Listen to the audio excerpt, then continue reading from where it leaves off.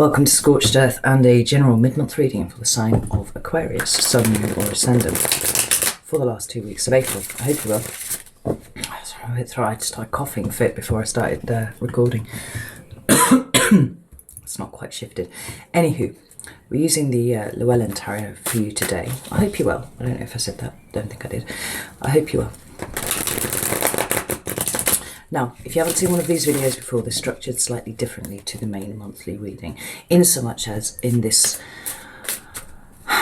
video we will be looking for the lesson, right? So I'll pull 3 cards for your current energy, and then I will pull 3 cards to see what the lesson of this current energy is for you. Right? Now, sometimes it can be trying to teach you something, sometimes it's merely just, you know, creating space for new things to come in. I tend to find particularly when things are challenging, that it's really useful to be able to pull back and be objective and get a sense of perspective on what's going on with you, right? So I hope that that makes sense. If it doesn't, bear with me, because I'm sure it will by the end. We'll close out with some cards of advice there. And the only other thing to mention is that at the beginning of the year I did a 6-month overview for each of the signs. Obviously we're some way through that 6-month period now, so I've knocked them right down. They're a couple of quid each or something like that. So if you're interested, there's a link in the description box. You can go and check that out. I think that's everything. Let's have a look. I have 3 cards for Aquarius, please. And here's the first one. It's the Star. There. Followed by the Hermit, which is rather wonderful. I like this. One more for Aquarius, please. What was that one? 2 of Swords. Okay, so at the bottom of the deck we have the 3 of Swords, which is interesting, but it's followed by the Magician, and I find that quite an interesting combination there, because something that's coming through very strongly here is the need to make a decision about something, right? And it could be that you've realised that a reluctance to make a decision in a particular way, you know, pick one way or another, is born of something difficult from your past that's holding you back. But what I just heard was the thing that you think is holding you back is actually the key to your success at this point, which is quite an incredible message there. The Magician is about a singular will, but he also tells us that you have all of the things that you need to do whatever it is that you want. And for some of you, that's going to be moving away from difficult situations for sure. It's actually flanked by the 8 of Cups there with the 9 of Cups behind it, right? I'll just point out we've got Death directly underneath there too. So the creation of space, just like I was saying at the beginning, seems to be what is going on here for you at the moment. There are some things to be moved away from, and I don't mean necessarily physically moved away from, it's sort of emotionally moved away from, in order that you can pursue what it is that is your 9 of Cups. And for me, 9 of Cups is talking about your own self-perpetuated, self-generated sense of happiness, going after what it is that you want. But we've got big transformation kind of buried deeply underneath there, so we can't avoid that either. Now, the very first card out was the Star. Now that is your card. It's the card of Aquarius, and it's sometimes called the Wish card. So it's quite interesting that we would have seen the 9 of Cups already in the reading here. You know, what is it that you're wishing for? What is it that you're dreaming about, Aquarius? What is it that you're wanting to bring towards you? Because this card says to me that your intent is becoming very focused, right? We've got lots and lots of cards that are speaking about intent and manifestation and all that kind of thing. And then we've got you showing up here, really, you know, in a very pure energy, pure Aquarius, bringing something towards you. Or exploring what it is that needs to change for you to bring those things towards you. We have also the Hermit and the 2 of Swords, and like I said, we've got this this need to make a decision that we see here in the 2 of Swords, right?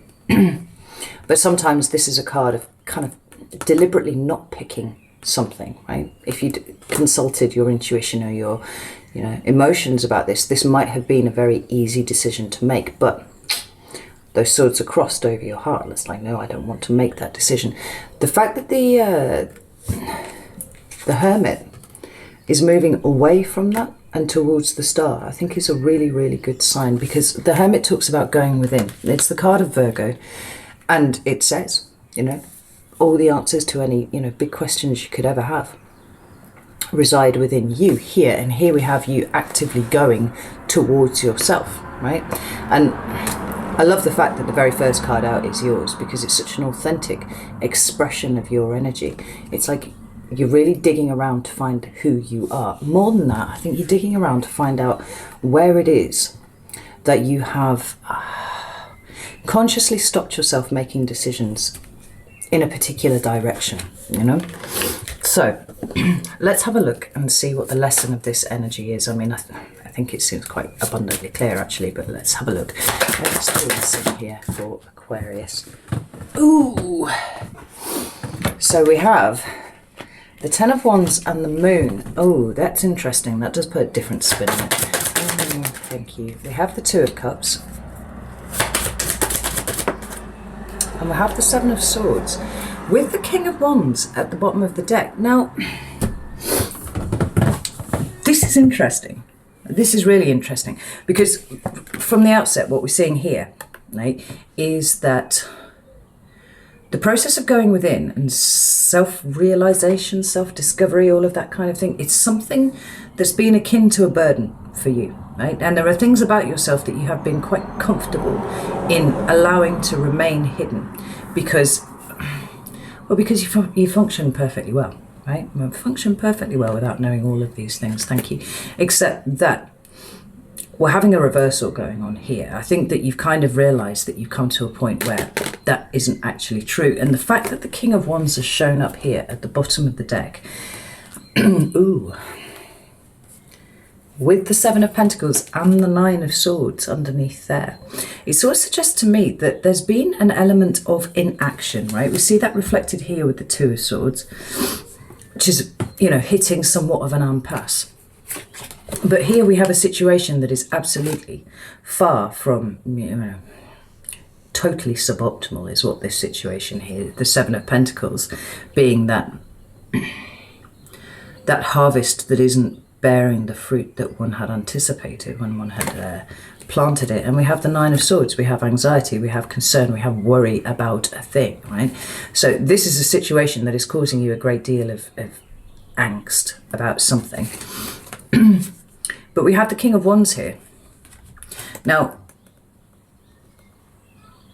it seems like in order to move forwards, you have to go within to see what it is that's blocking you at the moment, because it does feel like there is a blockage. Like the King of Wands is very active. He's about going out and getting the things that you want.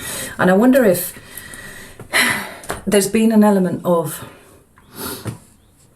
being too up in your head, right? You've got these galactic brains and this, you know, incredible connection to something quite out there. But have you been sitting on it, Aquarius? Has it been an intellectual exercise for you? Because it kind of feels like that's what it's been. And almost at the expense of doing anything about it, right? Any kind of activity here. Well, the King of Wands is changing it. And the lesson of the energy for you is, although it may seem like hard work going within and looking for those things that are hidden, ultimately, that is your path, right? That you don't, it doesn't seem to me like you get to move forwards until you've addressed this. Now, interestingly enough, the two cards that are beyond it speak to the same, because we have the Two of Cups. Now, everybody jumps on this being a love card, and actually I don't see it that way at all. This card, in my mind, is intimacy, right?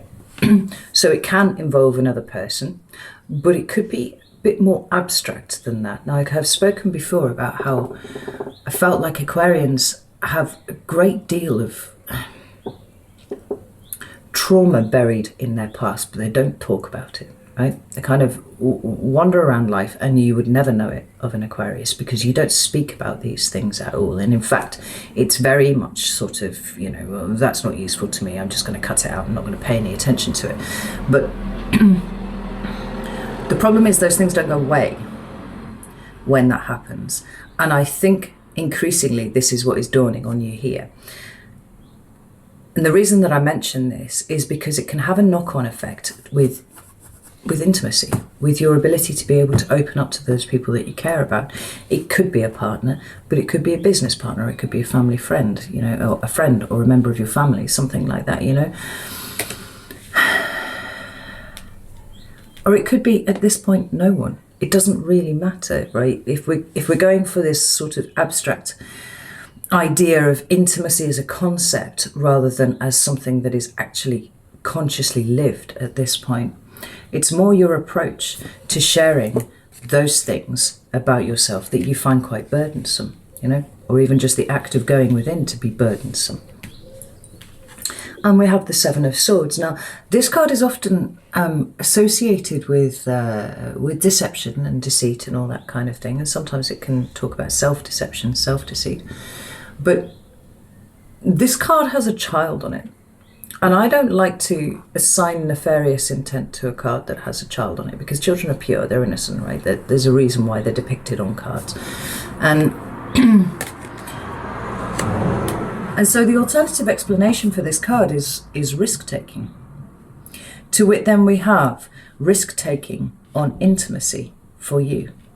The King of Wands is the way we live often. I see it in the Ace of Wands too. You know, it's the way that we choose very consciously to live, because this is a Leo card, and Leo is ruled by the sun, and the sun, as far as I'm concerned, is consciousness, right? So it's bringing that element of conscious vulnerability, conscious intimacy into your life in some way or another. Now, it feels to me quite strongly that you have been sat on the edge of needing to make a decision about something, and it's been fucking hard, and you're not entirely sure why.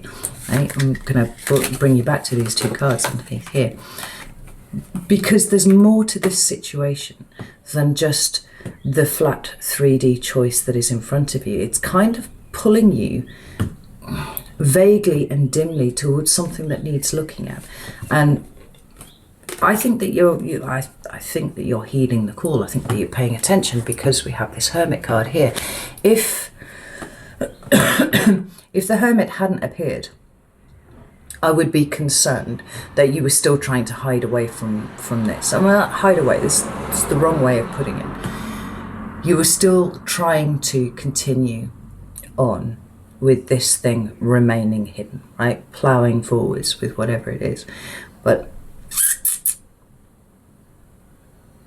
the presence of the Hermit reassures me that that isn't the case. Like, there is some introspection. You know, maybe you've withdrawn altogether. I can't help but notice how similar all the colours are in these cards, you know? Like, all three of the first cards, and then these ones as well. Like, they're all blues. Blue I consider to be a colour of some spirituality. I mean, even the Two of Cups, it's a lighter blue, but it's still there.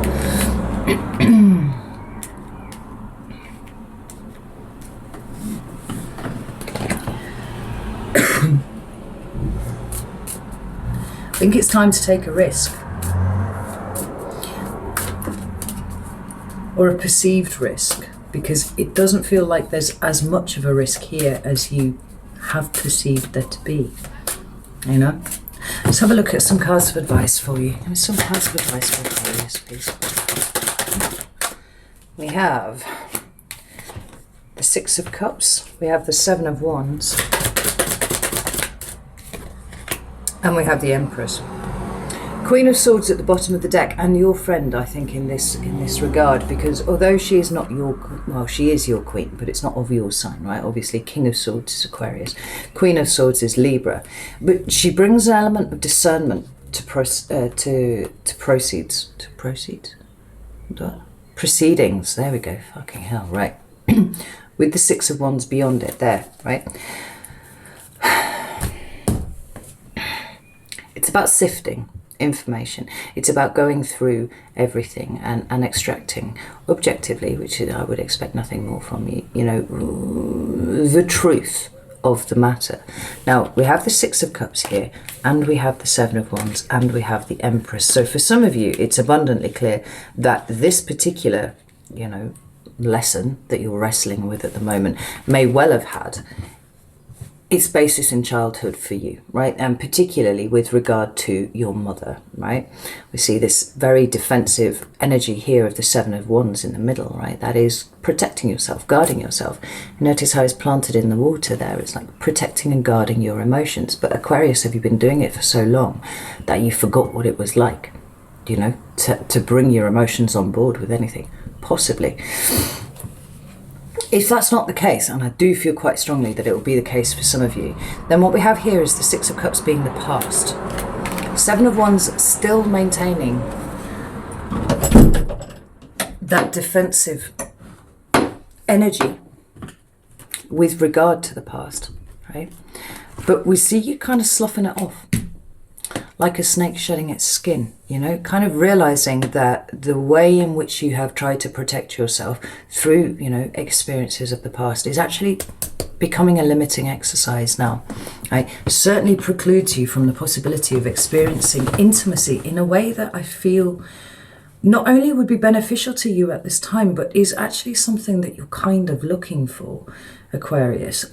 But it could be that you're so divorced from it that you don't even recognize that as being what it is, you know? Now, obviously, I'm talking in broad terms because this is a general reading and you're going to have to, you know, use your discernment to see how this applies to you. But the Empress is often depicted as pregnant, right? It's Taurian stroke Libra energy, depending on how you read it. I actually read it as Taurus because I can't make Libra match up here at all for me. But she's depicted as pregnant because she is gestating something new, right? Something coming into the world. It's about fertility, it's about abundance, but it is nurturing, you know? It's, like I said, it's archetypal mother energy, so it is absolutely talking about intimacy because, you know, we learn how to deal with people from those really prominent relationships that we have as children, with our mothers and with our fathers and our siblings and all those kind of things. And I think for some of you, it's a real shock to discover that you're damaged in some way or another, right? It's not a way that you've ever categorized yourself. But